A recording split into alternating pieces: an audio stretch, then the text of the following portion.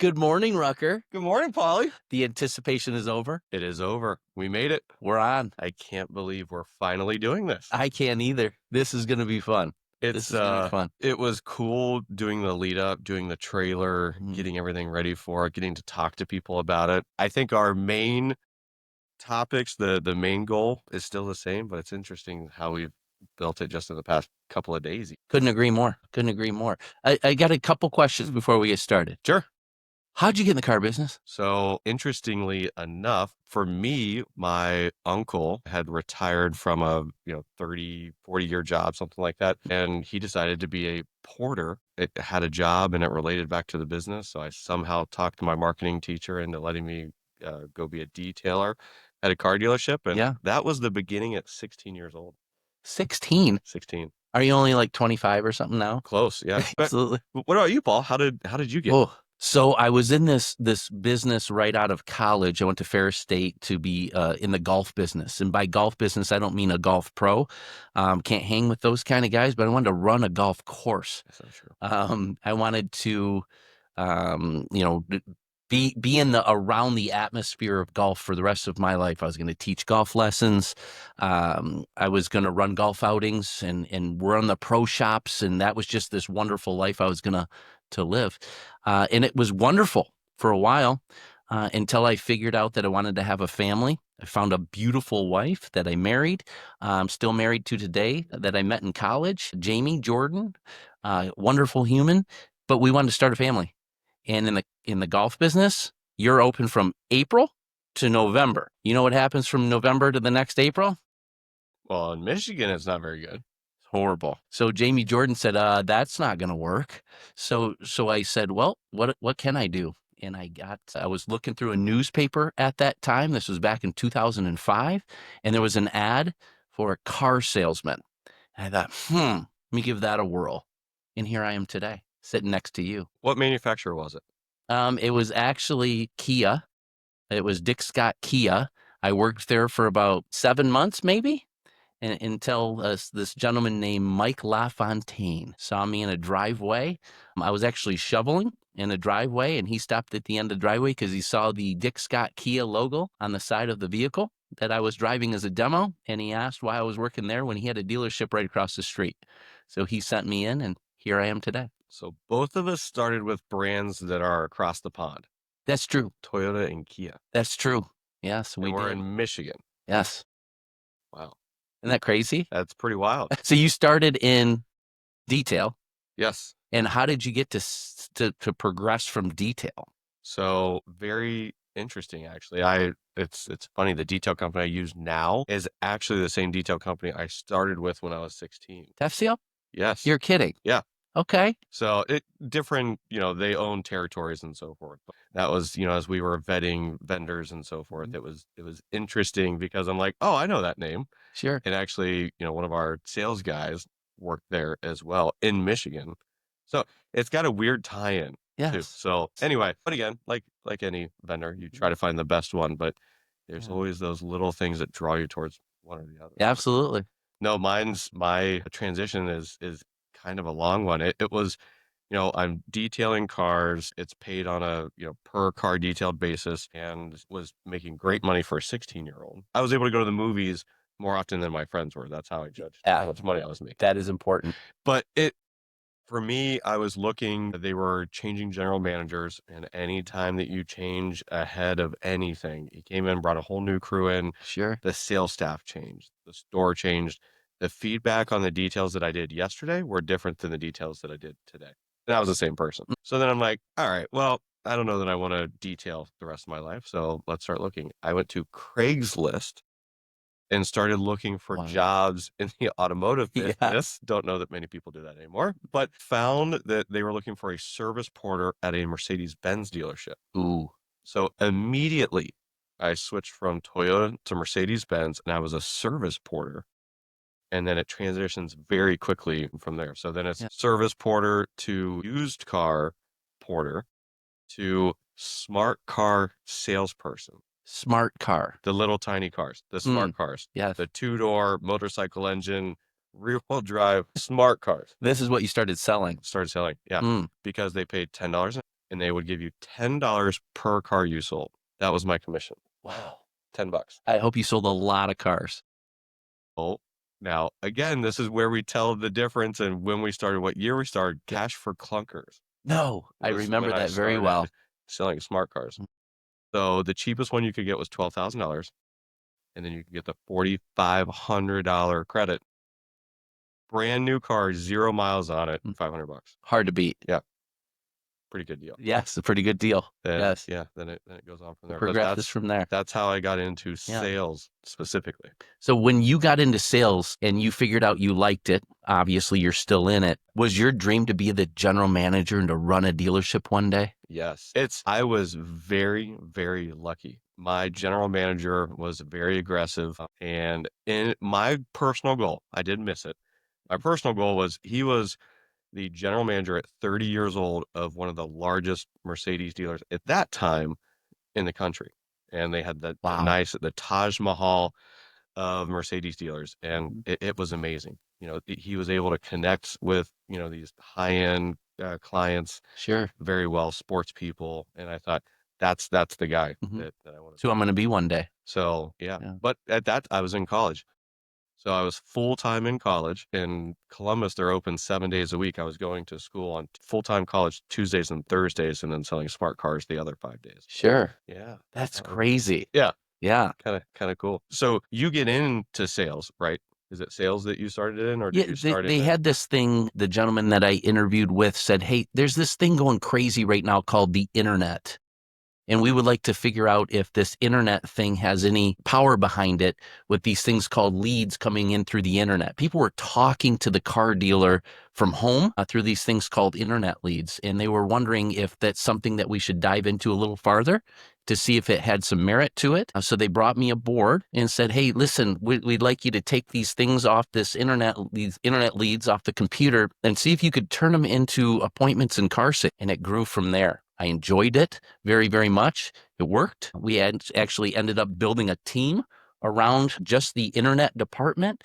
And then I eventually grew onto the sales floor, which was awesome. They have the internet lead experience, really took my whole sales career to another level when I got into sales because I already knew how to talk to people that weren't in front of me, not just the ones in front of you. So it kind of catapulted my sales career. I absolutely loved it. To be honest, I'm a little bit different. Right when I got in, I didn't say, okay, I want to go run this dealership. And by the age of blank, I wanted to be the top guy. I wanted to be the best salesperson in the building. And then after I did it for a while, and I was giving people a run for their money, there was a whole bunch of good ones. And each month there was 3 to 5 of us that kind of were at the top of the board, but I was never consistently at the top, but I ran with the top dogs, if you will, at the dealership. And once I was doing that for quite some time, I went, what's the next step here? And that was finance.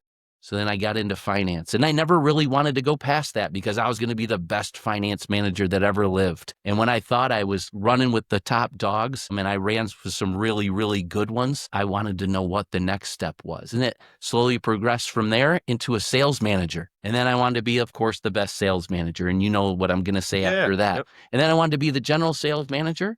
And I did that for a while under an amazing general manager, to the point where I took that next position of general manager as he moved along to his next step of being a brand manager for several dealerships. So I got to be that general manager at the store, and you were my general sales manager. Yep. And that's when I really, really had the most fun in the car business in my whole life. Working with somebody side by side that didn't agree on everything. And we're going to know on this show, You will know quickly, huh? we're not going to agree on everything. No. But isn't that healthy?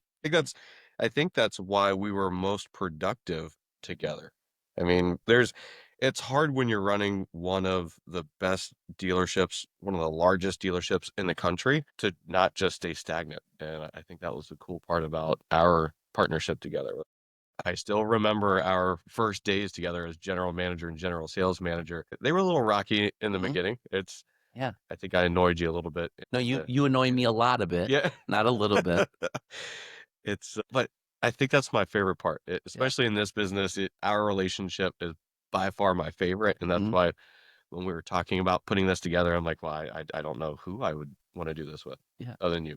Again, for the audience, we get to teach you guys a lot of stuff. We get to learn a lot of stuff by doing this, but at the same time, it's also just the fact that our banter is going to lead to better episodes and better Sure. knowledge. So that was a good transition, Yeah, Paul. I don't know how that happened. That was awesome. Yes. It's The cool part is that we've both grown our careers under a family that cares. We get up on Monday mornings and we want to go to work. We don't have to go to work. We have a relationship between the two of us that I would never, ever have dreamed of having. The coolest part probably is that we can disagree, but when we leave the meeting or we leave the room or we leave the topic or subject that we're talking about, you and I are going in the same direction. oh yeah, absolutely. Whether it was your idea or my idea, don't really care. We're going to fight it out, but man, we're going in to the same end zone. And I think that's one of the coolest part of our relationships that I can really, not everybody can you do that with. No, If it's no. not their idea, it's not going to work. Yeah. It's not the case with you and I. Yeah. And that's unique. And they walk away, and you know that while they're going in your direction, they're still not believing it. Some people try to fight against it, even though they say that they're going for it. So it's Absolutely. I would have to agree. It gives you a lot of confidence that nobody's going to be deviating, nobody's steering slightly left. We're all going exactly in the same direction. So Absolutely. it's cool. And maybe we should talk about what this podcast is about. Like Yeah. obviously how we got here, but where are we taking this podcast? Where are we taking what we're doing here? Yeah, absolutely. And you and I have talked about this at length. Yeah. Many, many times. And I think that, we can accomplish both of our missions and goals and the audience. Yeah. And I think that's what's going to be unique about this show is we're going to ask the audience, what do you want to hear more about? What subject do you want to hear more about? Hey, we'd like to hear more of that. Could you do some more on this topic? And absolutely the answer will be yes to all of those. But our main mission is how do we walk through each position at the dealership and help you master your craft at that position? And then how do you get to the next one? What's the object? What are the steps? What do you have to do to earn them? What do you need to know or not know about the next position to get it? Yeah. And I think that's cool because you and I have held all of the positions for the most part in the dealership. You are the general manager of one of the largest stores in the world. And I have the opportunity to be the brand manager of the General Motors lane of the company you work for. Yep. So we both held the positions. And I think that's going to be fun as we go through all these different episodes that we do. We're going to be able to really deep dive into all of the things that people want to hear and either go a little bit or a lot of it, depending on the feedback we get from the audience. Yeah. And it's if you could see everything that's out of frame, I mean, there's whiteboards here, there's whiteboards there, there's text messages going back and forth. This is not going to be a one episode podcast. This is obviously Paul and I might have dorked out if any of you are shocked about that. But we did a lot of research, like what's a successful podcast? How does it work? What topics do you need? And it's got to be something you're passionate about. Obviously, we're very passionate about this. Yes. Right. I think we've already got, I don't know if there's not 100, there's 99 different topics. So we have plenty to talk about, plus the feedback that the audience gives us. Yeah, I mean, I see this going for a very, very, very, very long time. And it's, the good part is we don't have to talk to our wives about this. We can talk to each other. You can vent about it. How many times in your relationships are we talking about work again? Yes. Like what? Okay. Who I don't know what the CSI measurements are, but I'm here to listen. That's my favorite part about our spouses being so supportive. These are the kinds where we get to just share and vent and go through the details. I'm very excited about this project. It's from the very beginning. I can't wait. One of the unique opportunities that I've been privileged with is going to the NADA. And the NADA really is a 20 group where you get together with like-minded people in your profession and you get to talk about the car business. That's what we're going to do right here on our show. As long as we're getting all the feedback that the people want to give us, we're going to have our own 20 group on this show. We can talk to salespeople and what the sales process is and where do you get people to talk to and sell cars to, how to be the best of that. We can talk about the next steps of the finance manager. What is the finance manager's job, their role? What are they expected to do it on a daily basis, and how did they become the best finance manager there is?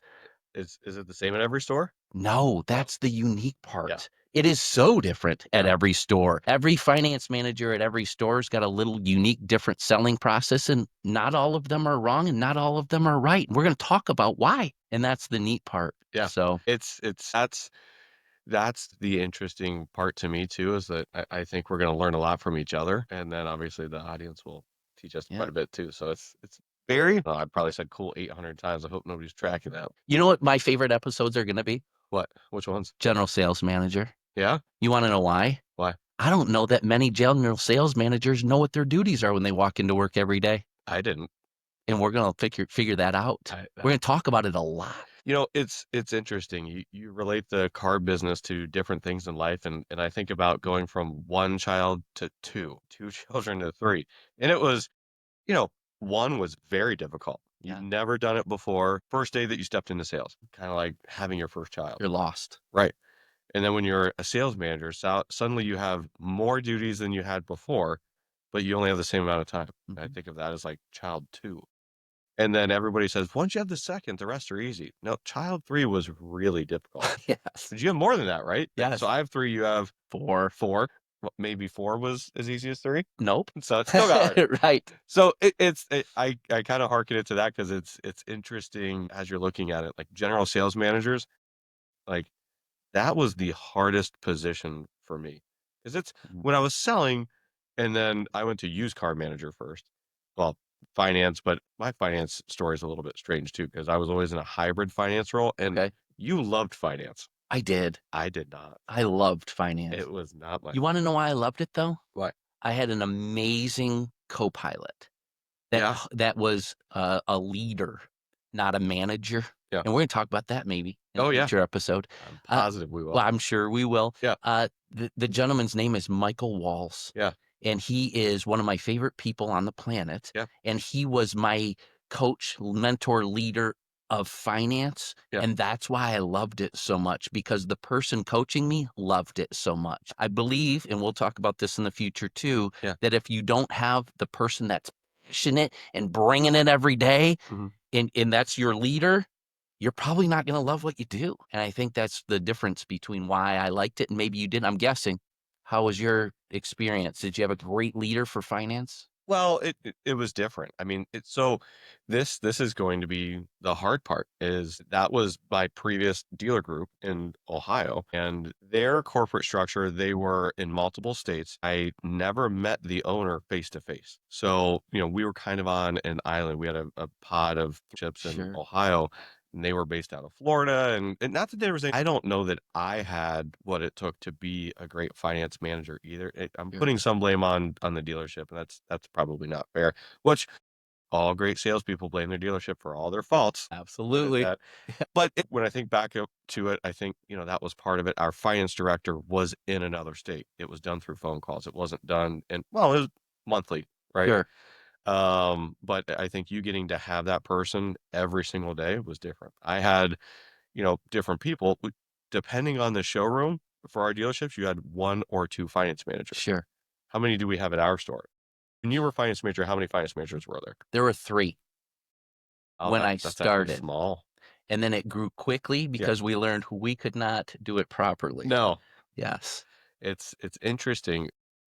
The numbers from when you had 3 finance managers to the Mhm. numbers today where we 7. have 7 are a little different, Yes, right? just a touch. We're spending more time, we're focused with the customers, Mhm. we're having it's not a transaction Yeah, position, it's a consultative, your sure. transaction time is a lot longer. I'm saying a lot longer, that sounds bad. You get to spend as much time as you need to, as opposed to you only have this much time You had to to do. race. So, I think that's kind of interesting. But no, for me, it's I may not seem like a social butterfly, but I didn't like the, 30-minute I struggled to build my A relationships relationship in in 30 30 minutes. minutes. I Yeah, that think makes some sense. people are built for it and some people aren't. So if I'm taking the correct share of my responsibility in that, Yeah, I don't know that I'm a 30-minute kind of guy when it comes to relationships. sure. I take longer to warm up. I don't know. I Yeah. don't know what that is. You know what? A big difference, and we'll get into finance a lot as well in the future. Yes, we will. I think the big difference is before it was a how do I build a relationship and try to protect somebody with a product that I'm presenting to them in a 30-minute window. Now, fast forward, it's 2025, and now we're talking to customers in finance role. We're talking to customers before they come to our desk. We're pushing that. We're starting the relationship before the relationship happens in our office. Much earlier. Much, much earlier in the process. And everybody says, oh, everything's going to go to off sites and people aren't going to want to come to the dealership.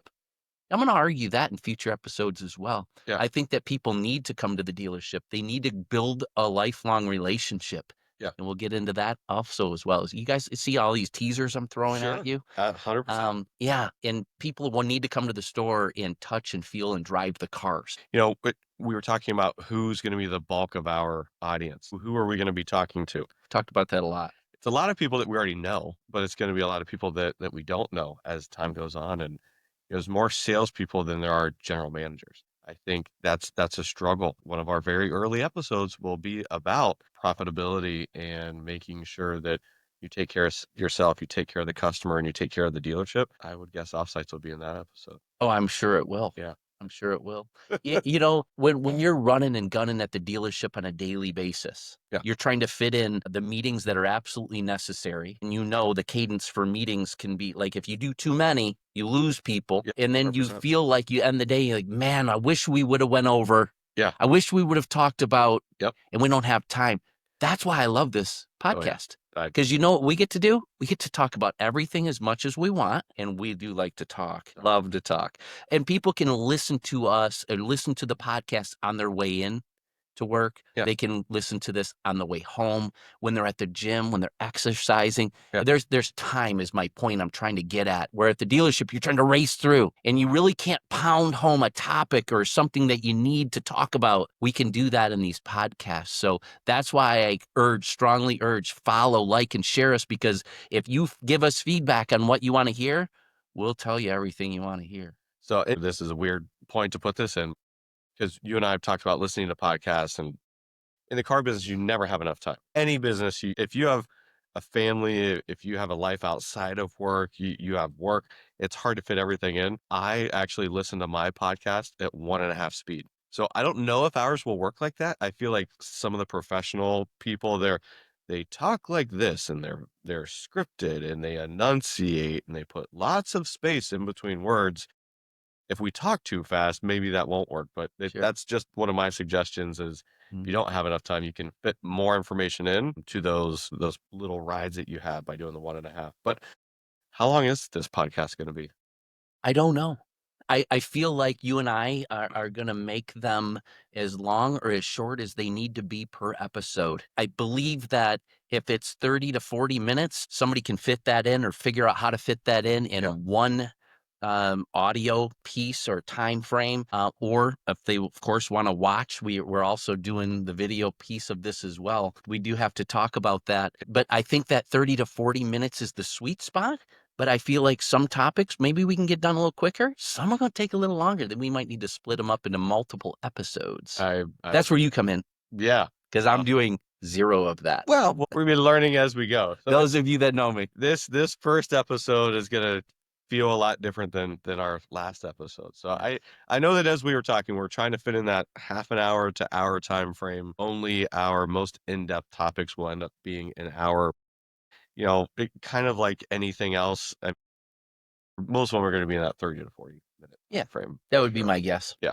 I think it would be hard. And honestly, if it goes over an hour, we had another topic that we're going to have to split off and do another episode with anyway. So, which I would love to do. Oh yeah.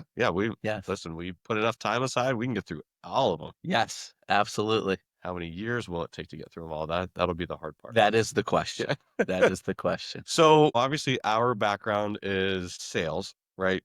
We talked about our climb through the sales ladder, but are we going to talk about service, parts, body shop, BDC? Yes, and yes. Yes. Okay. So the cool part is once you go that progression that we were talking about, I got from a porter all the way to the general manager of one of the largest dealerships in the country. Right. Once you hit that general sales manager spot, if you polled everybody and they said, what are the duties or what departments does the general sales manager generally sales manage? Everybody says variable. Yep. What is variable? It's new and used car sales. I would disagree with that strongly. I think that the general sales manager needs to be an active general manager without the title. He's always coached, trained to be that next step, which is the general manager, which brings in fixed operations. What are fixed operations, Andrew? That's everything that's not sales. It is. Yeah. Service, parts, body shop. Service, parts, and body shop. Yep. Are those pretty important? I mean, they're so important, it's not funny, but most people don't talk about it because it's in the back of the building. Yeah. It's not that shiny penny up front, that brand new car, or the slightly used vehicle that somebody's finally getting and it's new to them. Previously loved vehicles. Right. We're going to talk a lot about fixed operations. What is service? How does it work? What are the ins and outs of it? So it's funny that you say that because my curiosity has been a lot.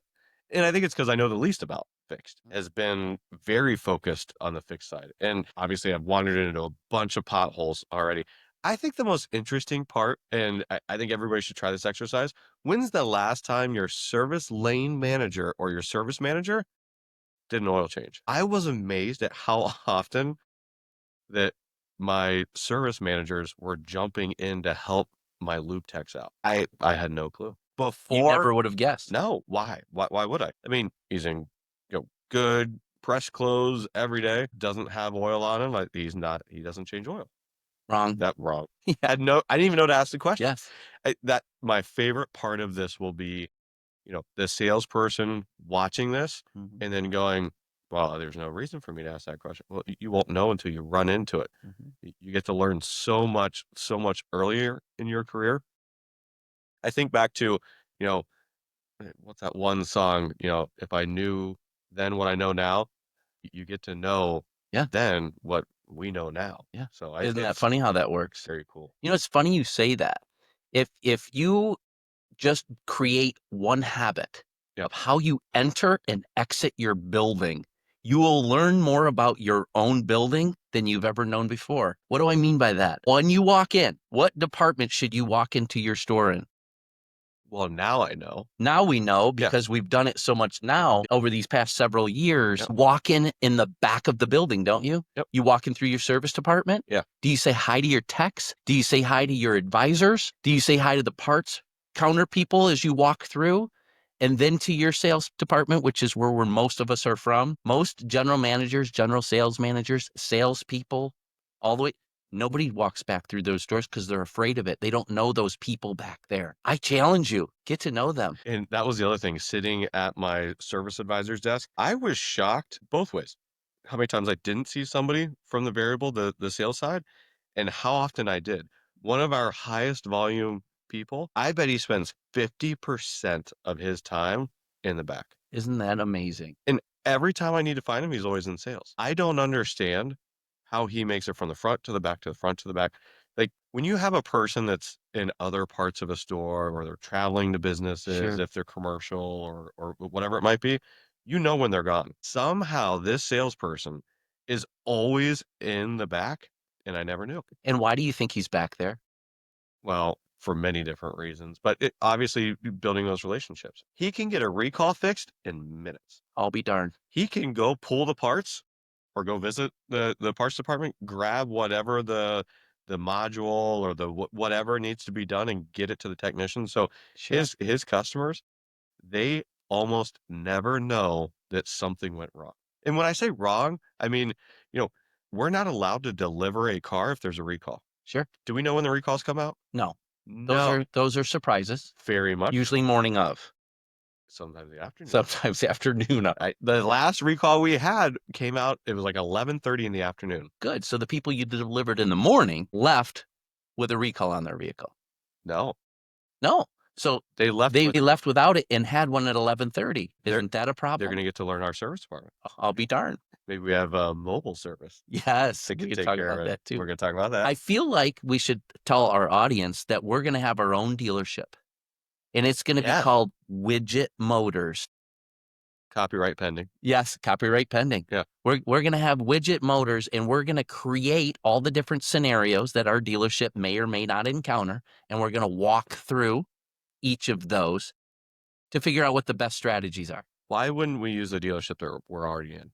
That's a good question. Why do you think that would be? So we had this discussion. Do we use the store that we're in? Now, the problem is Paul happened to work in the exact same store that I run. Now, we missed this part. How many stores have you worked with in our very large organization? A lot. A lot. So you've been in our smaller stores, our medium-sized stores, and our largest store.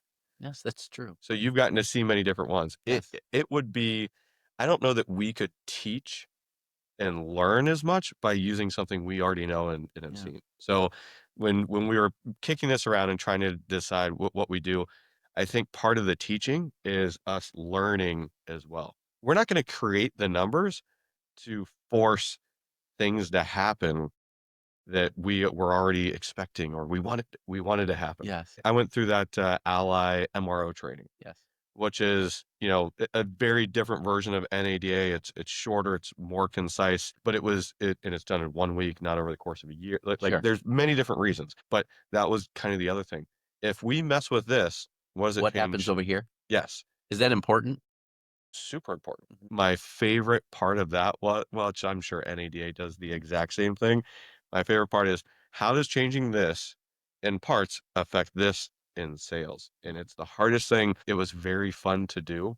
Like when you did NADA, you got to spend that time with a bunch of other high level people coming from dealerships. Yes. Right. Who all was in your NADA class? I will be honest, it was either general managers or the children of the owners of dealerships across the country that were forcing their children to be there. So it was a mixed bag. I had people that were there to like-minded people like myself that were in it as the general manager. And how do I take this dealership that I have, that I'm running, that I'm working with a team of people at to another level? Yeah. And then I had people that were children of owners going, yeah, my dad said I had to be here. So it was a mixture. He was excited to be there? Yeah, a little. No. No? Yeah, that happens. Yeah. But mine was, I got to take people. Now, obviously our directors helped pick out the first batch, and then we got to kind of mold it and manipulate it. Yes. Mine was very fun. I got to take my new car manager. I got to take my service manager in different classes. My used car manager went, my GSM went, and in my class, I had controllers, I had directors, I had fixed ops, variable, brand new to the controller that was there. She's been in the business 30 some odd years. I mean, it was very cool. Yes. And when my service manager gets to teach the trainer a couple of things, that was fun. Oh, for sure. Yeah. And the office. Yeah. I don't know how many meetings I've been to in my automotive career. It's a couple. Almost always, controllers in the office are not brought up or a part of or invited to the meetings that you're in. That's something that is such a miss. This is one of those things we'll talk about again in the future. Having that relationship with the general manager and the controller being one on the same page, constant communication. Each of them know every detail of what the other one's doing. They can almost talk for each other, and being a part of the office on a daily meeting cadence. Yeah. Even just a walkthrough as the general manager through the office. Yeah. Man, it's a different culture at a store. 100%. Instead of being on different islands, the office and the sales floor are talking and communicating. Yeah. That's when you start seeing just a different level of a dealership. Oh yeah. And it's, I was very fortunate in that another one of my mentors, as I was coming up through the sales side, they taught me what a controller was and what they did, and how important they were, and how much actual control they had of the store. When you think of a store, you think of the general manager.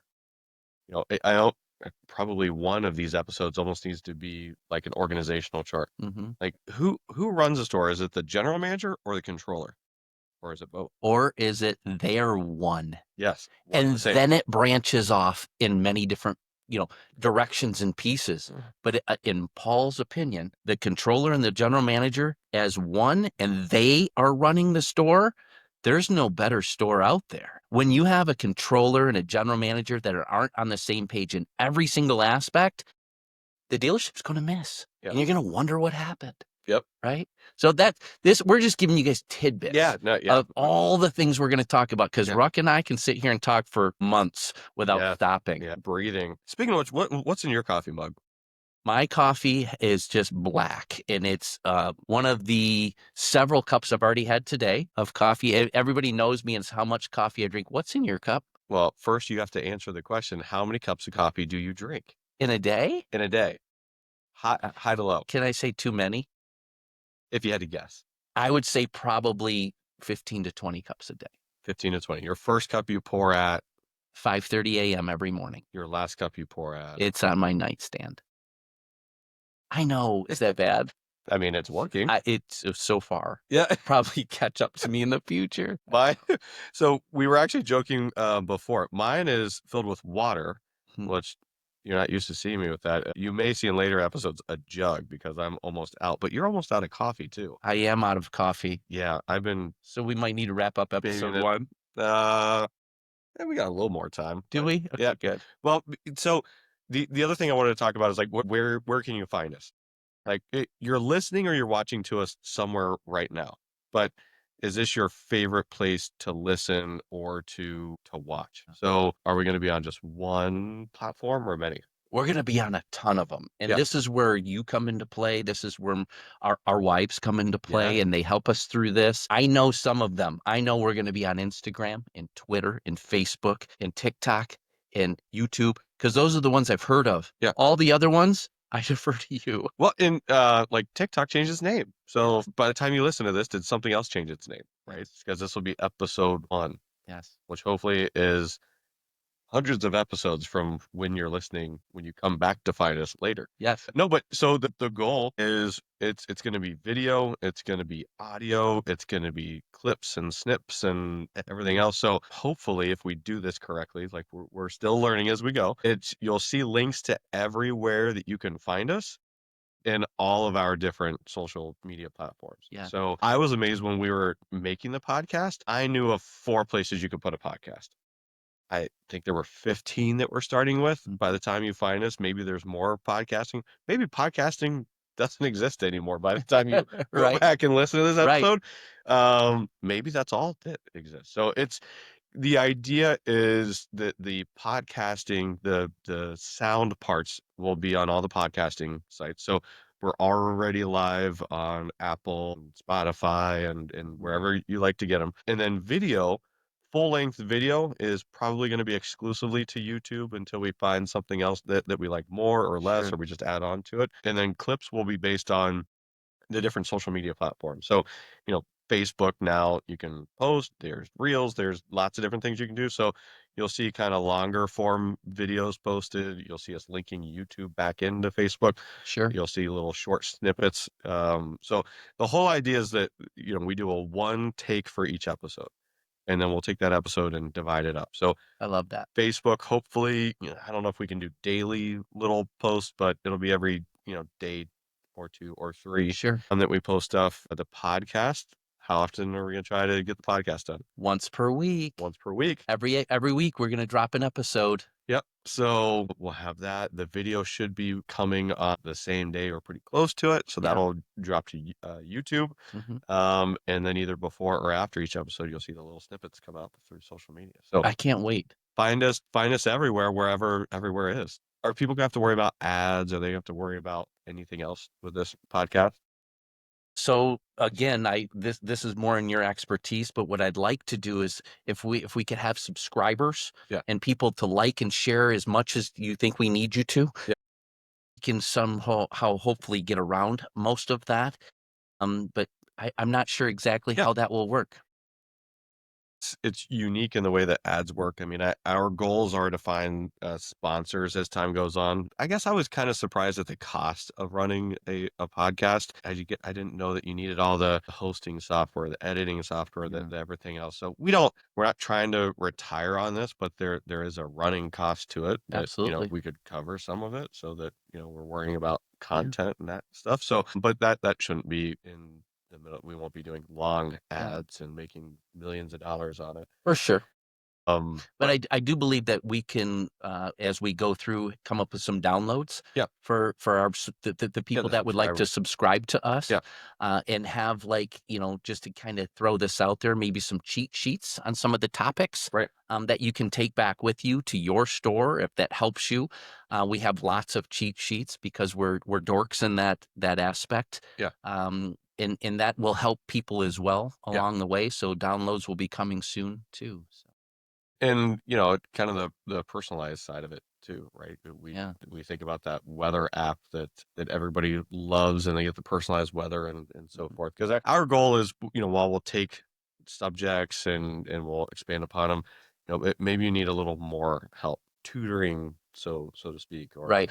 consulting or guidance. Yes. Hopefully the subscription side of it, when that day comes long down the road, when we have, lots built up, that you can go and you can find stuff, you can get the one-on-one help that Yeah. you need and so forth. But People able to reach out by email, ooh, good by question. text? Like how would they talk to if they wanted to talk to us about, hey, listen, I need more on that topic. Hey, I Yeah, really like what you said about that, or hey, I don't agree with you. By the way, feel free to say that too. yeah, That's okay. We actually like that, the yeah, yeah, banter. yeah. How would they talk to us? How would they communicate with us? So several different ways. I mean, the easiest way that I think people are used to is through comments. So you're commenting on whatever platform you're looking at. There's also the one-on-one messaging that you can do through the private messaging and all the different social media platforms. And then we also have the website, which would be the Ruck and Paul Show. .com, and you could post there. There's our email, which is the Ruck and Paul Show at gmail.com. Pretty easy. Pretty easy. So there's lots, and of course, those of you that know us, send us a text message. That's Yeah. pretty easy. But there's going to be lots of different ways. I mean, we've looked into many different ones. In the beginning, we got to keep it as simple as possible. But as time goes on, making sure that you guys can get a hold of us any way possible. So Yeah. we will always keep those links, and we'll keep the ways to get a hold of us in our main page's description, so that you can find us, you can get to us, and get all the questions Can answered that you can you have. give me a teaser on what our next episode may be? So I think the biggest thing that we wanted to focus on was, how do we make this useful for everybody? Yeah. So the next episode is going to be leads. So what are leads, and why would they be important? Do we Hmm. need leads? I mean, What is a lead? yeah. So leads are just for sales, right? They have nothing to do with service. People just come in, yeah. Okay, yeah. So we should probably dive into that and see how true or not true that statement is. Body Where do shop, you get them? Body shop. What an important department nobody ever likes to talk about. just Some don't. many don't. Aha. And if they do, how do you successfully run one? Right. Should you be a part of it? Is it its own island? Because most are not. They're not on site, right? Most of them. Well, if they are, they're very secluded. It's such a, yeah, yes. If they're on site, they're hard to get to. Yeah. If How many people in the actual dealership itself can name the staff members of the body shop? that answer. I hate that, right? Yeah. That's a problem. Yeah. So that might be a topic as well. So And is this a dealer only podcast? Is this for dealers only? Is this for yeah, we were at the bank the other day, we were. and well, what does that have to do with me? Like Yeah, would there be any interest for a client, a consumer, something from a dealership? sure. People always wonder how certain businesses work, operate, run, how the profits are actually how they're produced. It's interesting that you bring up the lady at the bank because she said and she thought and she believed that a car dealer sells a car, they make somewhere between five and $10,000 each time they sell a car. All of them. All of them. Yeah. Do you wish that was true, by the way? I don't know that we'd be talking. No, we wouldn't be here today. No. I wish that was true, but Yeah. that's the perception. Yeah. And perception is reality to most people. Yeah. So we're going to talk to the consumers as well. Yeah. How do you buy a car? When should you lease? When should you buy? Is Right. that a big topic that consumers really truly don't understand even today? Or this next episode. Hmm. How do I submit a lead?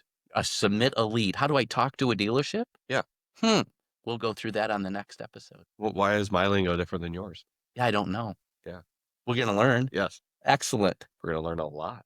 Thank you for listening to us on episode 1. You can always refer back, by the way.